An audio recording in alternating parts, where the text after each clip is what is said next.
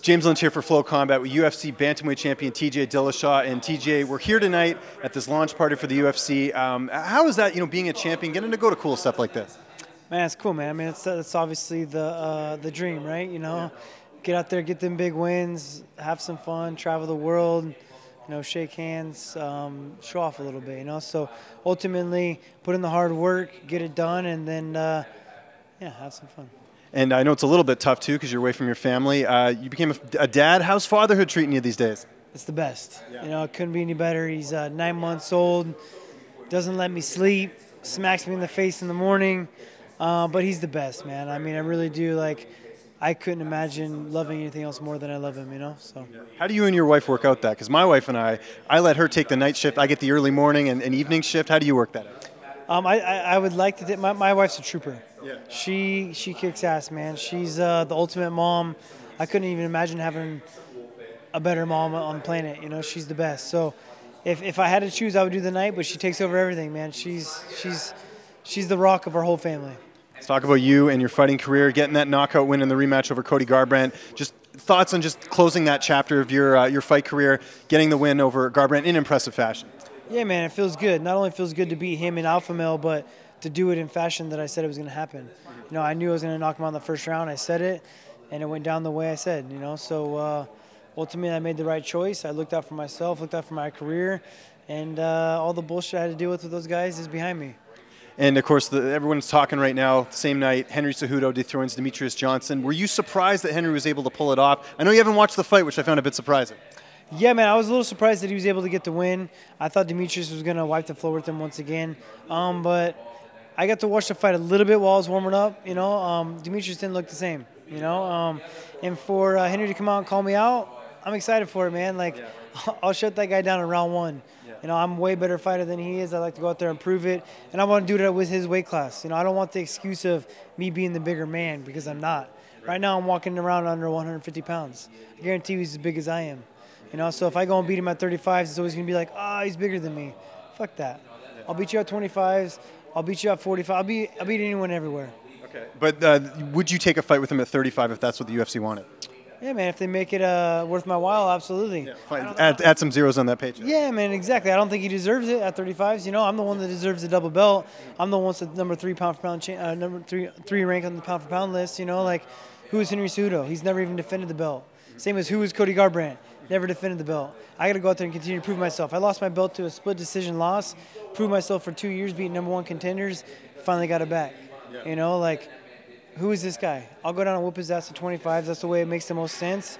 If they make it lucrative for me, then I'll fight him at 35s. What do you say to the critics who are talking about the bantamweight division as far as next challengers? Because you've got Marlon Moraes, got the win over Rivera, and then Dominick Cruz also holds a win over you. I know there was a close fight. I think people watching that might have given it to you, but what do you? Not beat me. Well, what do you think about that, though? Seriously, because Cruz has been off for a long time. He was supposed to fight Jimmy Rivera.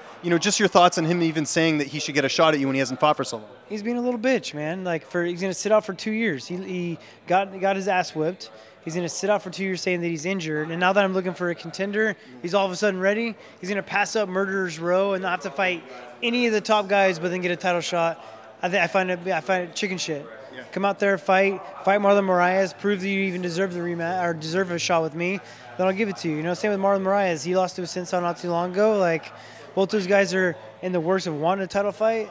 Prove who's number one while I get my belt, my second belt, and then we'll talk. Let's say you did have to face Moraes. How do you feel like you match up against him stylistically? Very well. I beat him everywhere. He's too slow. He's very stationary and too slow. Okay. Does it add a bit more if you did fight Marlon just because you have that history with, Ali Abdelaziz managed Garbrandt, now he manages Moraes? It would kind of be like you could take out another one of Ali's guys. Yeah, I guess. From the talks of Conor, I don't know if he's going to be in this country much longer. Okay, fair enough. If you fought Henry, though, just stylistically, how do you, match up against him in that fight? Oh man, I'll beat Henry everywhere as well too. I think that's the thing that separates me from every other champion is how well balanced I am. I'll take the fight anywhere, win the fight anywhere. I'll beat Henry Cejudo in wrestling. MMA wrestling is a completely different sport than wrestling. And you want to show up with your gold medal and say you're the best combat athlete of all time? I call bullshit. I go out there and beat you in a wrestling match in MMA. One other thing I want to talk about, your super camp that you guys have formed. Juan Archuleta, Cub Swanson, you guys all sort of came together. How's that going? Because every fighter that I've talked to, especially Juan, he loves it over there. Just you guys working together, no egos, no nothing. It's a family, man.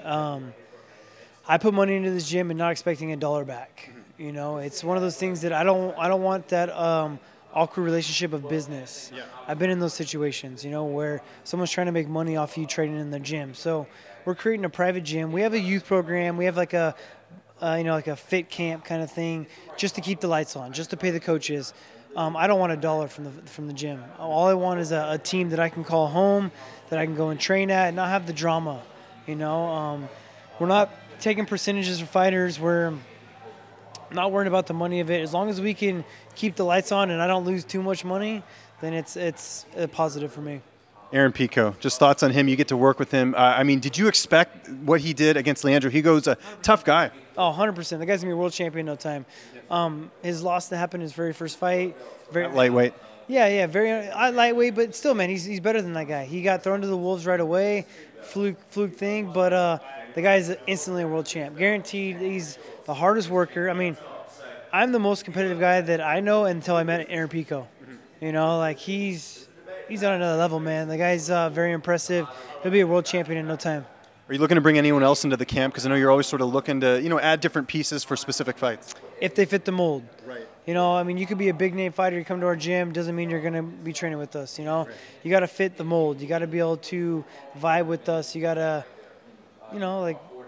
keep the drama out. We don't want any kind of cancer on the team. So, if you fit the mold, absolutely. We're always looking for people. Got a couple of rapid fire questions for you. Favorite fighter to watch in the UFC besides TJ Dillashaw?